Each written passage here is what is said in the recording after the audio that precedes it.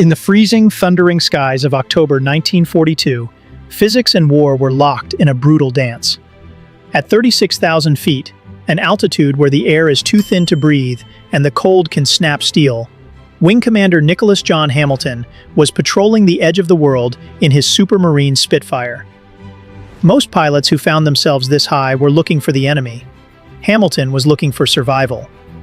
But as he banked through a wall of dark clouds, two shadows detached themselves from the gray void. They were Messerschmitt Bf-109s, the Grey Wolves of the Luftwaffe. What followed wasn't just a dogfight. It was a 7-mile descent into a nightmare that should have ended in a crater.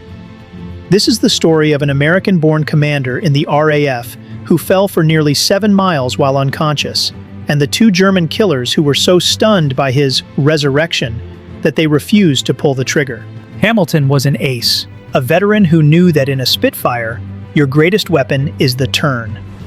The Bf-109s were faster in a dive, but in a horizontal circle, the Spitfire was a scalpel. Hamilton pulled his stick back, feeling the G-forces crush him into his seat, weaving in and out of the clouds. But these weren't rookie Germans. They were veterans who understood the system error of the Spitfire. It could outturn them, but it struggled to maintain energy in a steep climb.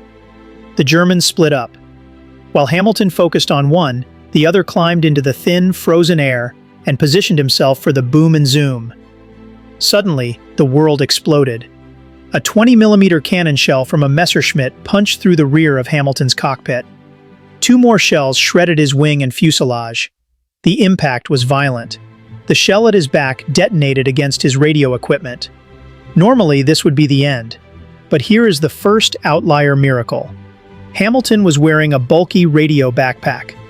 The heavy metal casing of the radio acted as a makeshift armor plate, absorbing the worst of the shrapnel that would have severed his spine. However, the concussive force was too much. The world went black. Nicholas John Hamilton, unconscious and bleeding, was now the pilot of a 300-mile-per-hour coffin. With the control cable severed and the pilot dead to the world, the Spitfire did what dead planes do. It stalled. The nose dropped, the wings caught the air unevenly, and the aircraft entered a terminal spin. Imagine the physics of this moment. From 36,000 feet, the plane began a vertical descent.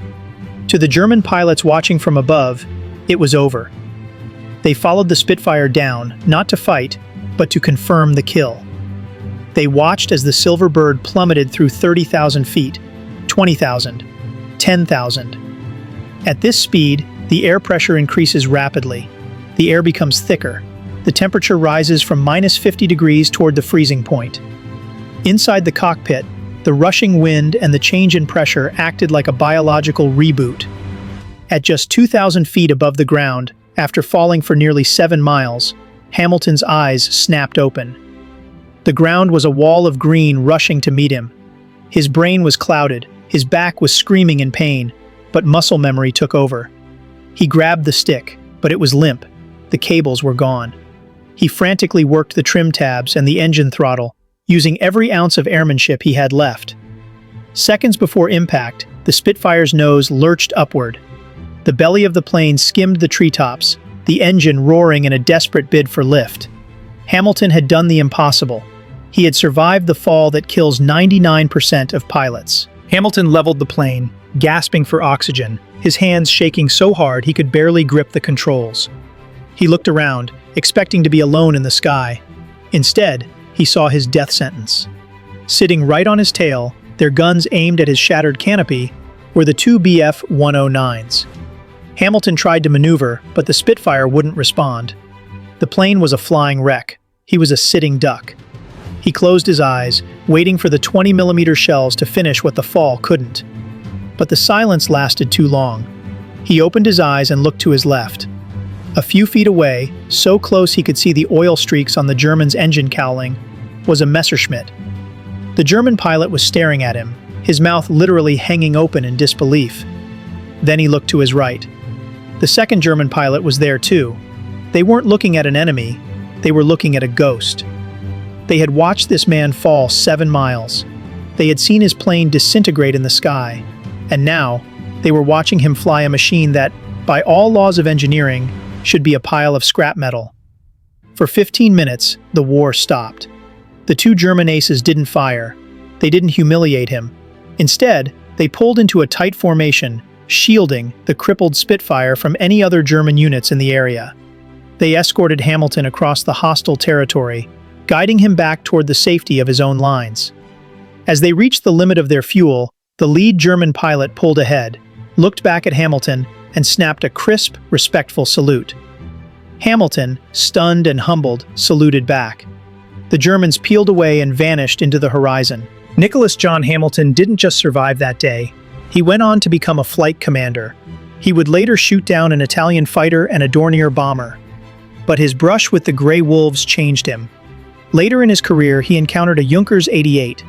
Instead of shooting it down and killing the crew, he maneuvered his plane so aggressively that he forced the German pilot to land, capturing the crew alive. He had learned that the honor of battle was more than just a phrase. It was the only thing that kept men human in a world of machines. Hamilton lived to be 100 years old, passing away recently in 2017. Until his final breath, he told anyone who would listen that he didn't owe his life to his radio backpack or his Spitfire's engineering. He owed it to two enemies who recognized that some miracles are too beautiful to kill. The story of the salute over the clouds is an outlier because it proves that even in the middle of the most destructive conflict in human history, there are glitches of humanity. The German pilots had every reason to pull the trigger. They were trained to kill. They were fighting for their lives. But they chose to be witnesses to an impossible survival instead of agents of a routine death. If this story of impossible honor changed the way you see World War II, hit that like button. Every like tells the algorithm that these human stories deserve to be heard. Subscribe and turn on notifications. We decode the world's most incredible military outliers every single week. What would you have done if you were in that German cockpit? Would you have pulled the trigger to serve your country? Or saluted the man who refused to die? Let us know in the comments below. We read every single one.